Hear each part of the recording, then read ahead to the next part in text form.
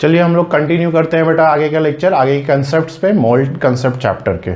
ठीक है, तो अभी तक जो हमने देखा है ना, till now what we have studied कि जो 1 मोल होता है उसमें कितने पार्टिकल्स होते हैं। 1 मोल में 6.022 इंटू 10⁻23 पार्टिकल्स होते हैं। हमने यही देखा है कि 1 मोल में 6.022 इंटू 10⁻23 पार्टिकल्स होते हैं। एग्जाम्पल्स भी लिए थे हमने। एग्जाम्पल्स कौन सा लिए थे? Examples for example 1 mole gold, pure gold का सैंपल है तो उसमें 6.022 गोल्ड के एटम, 6.022 इंटू 10⁻23 गोल्ड के एटम्स होंगे।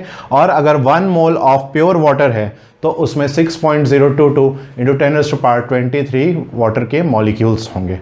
ठीक है, ये तो सिंपल लैंग्वेज में हो गया। अब हम इसकी साइंटिफिक डेफिनेशन देखते हैं। तो साइंटिफिक डेफिनेशन है amount of substance that contains the same number of atoms or molecules or particles as there are atoms in 12 grams of carbon 12। अभी कंफ्यूजिंग है, पहली बार में पढ़ के समझ नहीं आई। ठीक है, तो पहली बार में हमें भी नहीं समझ में आई थी। तो देखो इसको सिंपलेस्ट वे में देखते हैं। सपोज हम ये डेफिनेशन भूल जाते हैं, हमारे लिए नया चीज़ क्या आया कि हमारे लिए हमने तो इस सिंपल वो देखते हैं, हमने सिंपल टर्म्स में क्या समझा था कि 1 मोल में इतने पार्टिकल्स होते हैं, गोल्ड में इतने। मतलब साइंटिफिक डेफिनेशन में नई चीज़ क्या आ गई? साइंटिफिक डेफिनेशन में नया वर्ड क्या आया? साइंटिफिक डेफिनेशन में नया वर्ड आया 12 ग्राम ऑफ कार्बन 12। ठीक है, साइंटिफिक डेफिनेशन में हमें 12 ग्राम ऑफ कार्बन 12 नया मिला। तो अब 12 ग्राम ऑफ कार्बन 12 क्या है? तो कार्बन 12 बेटा एक आइसोटोप है कार्बन का। Carbon 12 is an isotope of carbon, एक समरूप। ठीक है, एक तरह का कार्बन ही है, बहुत 2-4 तरह के होते हैं, तो एक तरह का कार्बन ही है, उसी को हम स्टैंडर्ड लेते हैं। हमारे चारों तरफ कार्बन ही है, पेन, प्लास्टिक, वुड, पेपर, सब में कार्बन ही तो है, तो वो सबसे कॉमन चीज है, तो उसी को स्टैंडर्ड ले लिया है। तो हमने देखा कि उसका अगर 12 ग्राम का सैंपल लेते हैं तो उसमें एग्जैक्टली इतने एटम्स मिलते हैं। कितने एटम्स मिलते हैं? 6.022 इंटू 10⁻23 एटम्स मिलते हैं। ठीक है, तो अब हम फिर से डेफिनेशन पढ़ते हैं। Amount of substance that contains the same number of atoms और मॉलिक्यूल्स और particles as there are atoms in 12 grams of carbon 12। ठीक है, तो कार्बन 12 के 12 ग्राम में जितने भी एटम्स होंगे या मॉलिक्यूल्स होंगे या पार्टिकल्स होंगे उसको हमने 1 मोल बोला है। ठीक है, कि हम ये स्टैंडर्ड है, ये दोनों तो एक इक्वल है।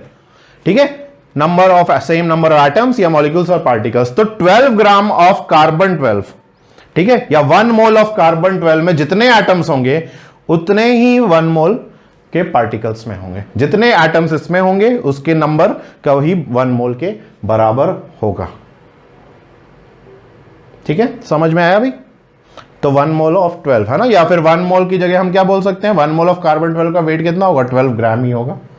ठीक है, 1 mole is equal to atomic weight या मॉलिक्यूलर वेट होता है, तो 1 mole is equal to atomic weight या मॉलिक्यूलर वेट। अब हमने जो एग्जांपल स्टडी किया उसमें देख लेते हैं इस डेफिनेशन को अप्लाई करके कि 1 मोल ऑफ गोल्ड में कितने एटम्स होंगे?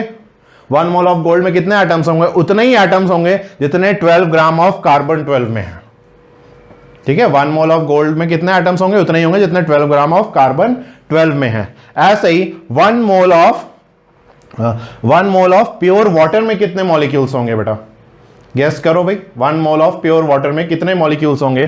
तो उतने ही मॉलिक्यूल्स होंगे जितने एटम्स हैं 12 ग्राम ऑफ कार्बन 12 में। ठीक है, उतने ही मॉलिक्यूल्स होंगे 1 मोल ऑफ प्योर वाटर में जितने हमने एटम्स हैं 12 ग्राम ऑफ कार्बन 12 में। ठीक है, डेफिनेशन के हिसाब से सही हो गया भाई। तो अब डेफिनेशन पढ़ते हैं फिर से। डेफिनेशन क्या है कि amount of substance that contains the same number of atoms और मॉलिक्यूल्स और particles as there are atoms in 12 grams of carbon 12। देखो भाई हमारी डेफिनेशन ये देखो भाई। अब ये किसने दिया था? तो साइंटिस्ट का नाम था Lorenzo Romano Amedeo Carlo Avogadro. ठीक है, Italian scientist Lorenzo Romano Amedeo Carlo Avogadro, बहुत लंबा सा नाम है। ठीक है, तो हम क्या कहेंगे कि इसने बताया था कि 12 ग्राम के जो कार्बन 12 के सैंपल में इतने एटम्स होते हैं, और इसीलिए अब उसको शॉर्ट, हम इतना बार बार इतना लंबा नाम तो लेंगे नहीं, उसको शॉर्ट में क्या बोल देंगे? Avogadro number. जैसे पेयर को 2 को, है ना, पेयर का मतलब 2, डजन का मतलब 12, है ना, पेयर का मतलब 2, डजन का मतलब 12। वैसे ही एवोगाड्रो का मतलब 6.022 इंटू 10⁻23। ठीक है, इतना बड़ा नंबर है। या Na, हमने Na भी बोला था कि Na भी बोल सकते हैं। तो क्या ये Na को हम डेली लाइफ में यूज कर सकते हैं? एक शॉप पे जाते हैं और एवोगाड्रो नंबर ऑफ, उसको बोले भाई एवोगाड्रो नंबर ऑफ चॉकलेट्स दे दो, तो कोई प्रॉब्लम नहीं है, बिल्कुल मिल सकती हैं हमें। ठीक है, बिल्कुल मिल सकती हैं, देखो मिलने लगी। बस प्रॉब्लम क्या है कि हम इतनी चॉकलेट्स कैरी नहीं कर सकते बेटा, या हो सकता है उसके पास हो भी नहीं शॉप पे। ठीक है, तो डेली लाइफ में ये वाली जो क्वांटिटी है ना, इसको हम यूज नहीं कर सकते। डेली लाइफ में यूज करने के लिए हमारे पास बहुत सारी क्वांटिटीज है, केजी है, डजन है ना, हाफ ए ग्राम है, क्विंटल है। तो ये वाली क्वांटिटीज को हम कहां रिप्रेजेंट करेंगे, या ये वाली वैल्यू को हमें कहां यूज करना है? हमने डिस्कस किया था फर्स्ट लेक्चर में, इंट्रो में, कि केमिस्ट्री में बेटा, केमिस्ट्री में हमें किससे किससे डील करना पड़ता है? केमिस्ट्री में हमें डील करना पड़ता है, देखो, एटम से, मॉलिक्यूल से, और इलेक्ट्रॉन्स, प्रोटॉन्स, न्यूट्रॉन्स से। ये इतने स्मॉल होते हैं कि माइक्रोस्कोप से भी नहीं दिखते हैं। तो इन चीजों, केमिस्ट्री में हम क्वांटिटीज को रिप्रेजेंट करने के लिए हमने 1 मोल, या लोरेंजो ने या एवोगाद्रो ने 1 मोल का डिस्कवरी करी है। ठीक है, अब हम एक दूसरा कंसेप्ट देखते हैं। 1 मोल ऑफ कार्बन 12 का मास कितना है? 12 ग्राम है। और उसमें नंबर ऑफ एटम्स कितने होंगे? उसमें नंबर ऑफ एटम्स कितने होंगे? 6.022 इंटू 10⁻23 एटम्स होंगे। ये हमने आज के कंसेप्ट के, आज के लेक्चर का फर्स्ट कंसेप्ट है, कार्बन 12। कार्बन 12 को स्टैंडर्ड क्यों लिया? क्योंकि चारों तरफ हमारे कार्बन ही कार्बन है। अब दूसरा कंसेप्ट ये है कि 1 मोल ऑफ प्योर गोल्ड अगर हम लेते हैं तो क्या उसका भी मास 12 ग्राम होगा? उसका भी मास 12 ग्राम होगा कि नहीं होगा बेटा? तो उसका मास 12 ग्राम नहीं होगा। ठीक है, उसका मास हमारा 12 ग्राम नहीं होगा बेटा। क्यों नहीं होगा? अब 1 मोल कार्बन 12 और 1 मोल प्योर गोल्ड का मास इक्वल क्यों नहीं होगा? ठीक है, तो ये हमें देखना है। एक सिंपल एग्जांपल लेता हूं मैं इसके लिए। सपोज मेरे पास 1 मोल एप्पल्स हैं और मेरे पास 1 मोल, बताओ भाई और कौन सा फ्रूट अच्छा लगता है? ग्रेप्स हैं। 1 मोल एप्पल है, मतलब कि कितने हैं? 6 इंटू 10⁻23 एप्पल्स हैं। और 1 मोल ग्रेप्स का मतलब भी 6 इंटू 10⁻23 ग्रेप्स हैं।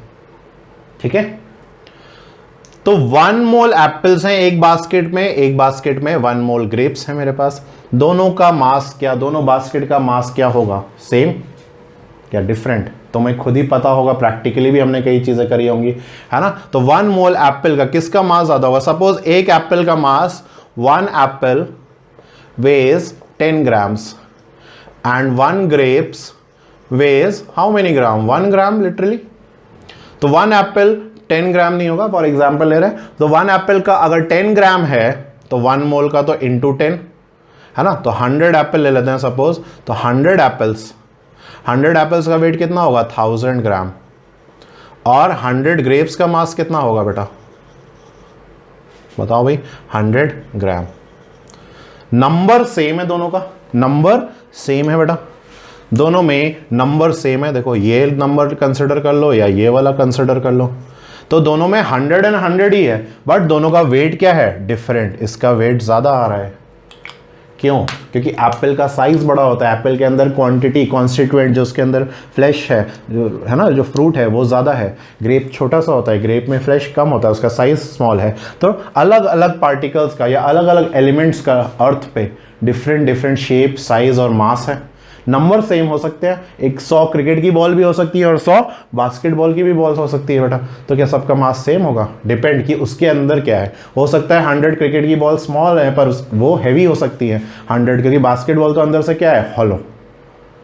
ठीक है, तो इसी तरह से 1 मोल ऑफ प्योर गोल्ड और 1 मोल ऑफ प्योर कार्बन जो है अगर हम लेते हैं तो उसमें नंबर ऑफ पार्टिकल्स तो सेम होंगे पर उनका मास सेम नहीं होगा, क्योंकि कार्बन स्मॉल है, 6 एटम्स, 6 प्रोटॉन्स, न्यूट्रॉन्स और इलेक्ट्रॉन्स का है। गोल्ड में बहुत सारे होते हैं भाई। गोल्ड का जो मास होता है वो 197 या 196.97 एग्जैक्टली, और 1 मोल ऑफ कार्बन 12 का कितना होता है? सिर्फ 12 ग्राम होता है ना। ऐसे ही 1 मोल ऑफ प्योर वाटर अगर हम लेते हैं बेटा, 1 मोल ऑफ प्योर वाटर लेते हैं तो उसमें इतने मॉलिक्यूल्स तो होंगे क्या? तो क्या उसका भी वेट 12 ग्राम होगा? ठीक है, नहीं। तो उसका वेट कितना होगा? 18 ग्राम होता है, 16, क्योंकि उसमें एक ऑक्सीजन है, 16 ग्राम का एक ऑक्सीजन और 2 हाइड्रोजन है, तो उसका 18 ग्राम होता है बेटा। ठीक है, तो जरूरी नहीं है कि तीनों या जितने भी एलिमेंट है सब 1 मोल ग्रेप्स ले लो, 1 मोल ऑरेंज, 1 मोल बनाना, यहां पे हम ले लेते हैं 1 मोल गोल्ड, 1 मोल सिल्वर, 1 मोल कॉपर। तो क्या तीनों का वेट सेम होगा?